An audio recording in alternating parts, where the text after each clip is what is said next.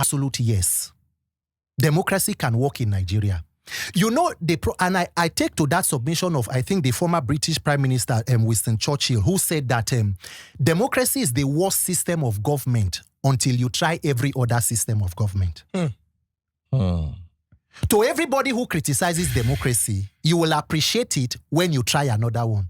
There is a communist system in China. There is, there are different parts.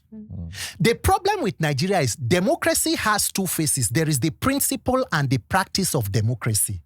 If you follow the principle of democracy in the sense of power coming from the people, holding people accountable, with people having their liberty and justice to chart their own course, beautiful.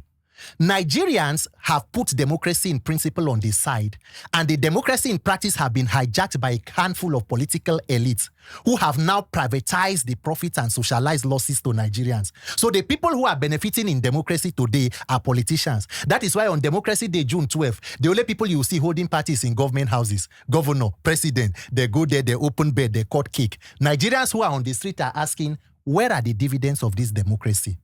So democracy as it is a viable system of government, but it is what we make of it. It is as viable as we are willing and ready to fight for it, because lack of it we do not exist in a vacuum. We are the collateral for any type of democracy that does not function well. How do you define good governance in practical terms, and what are the first three reforms you believe would genuinely change Nigeria for the better today? Good governance is simple. It is good governance. Governance that is good, that everybody is enjoying.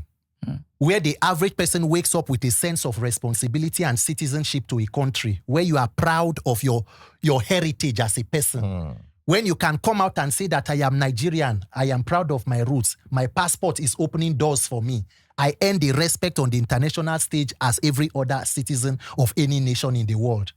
Where that every child is given equal opportunity to live up to their God-given potentials. That is what good leadership will be about. But unfortunately, what we have today is the textbook definition of how now to govern a country.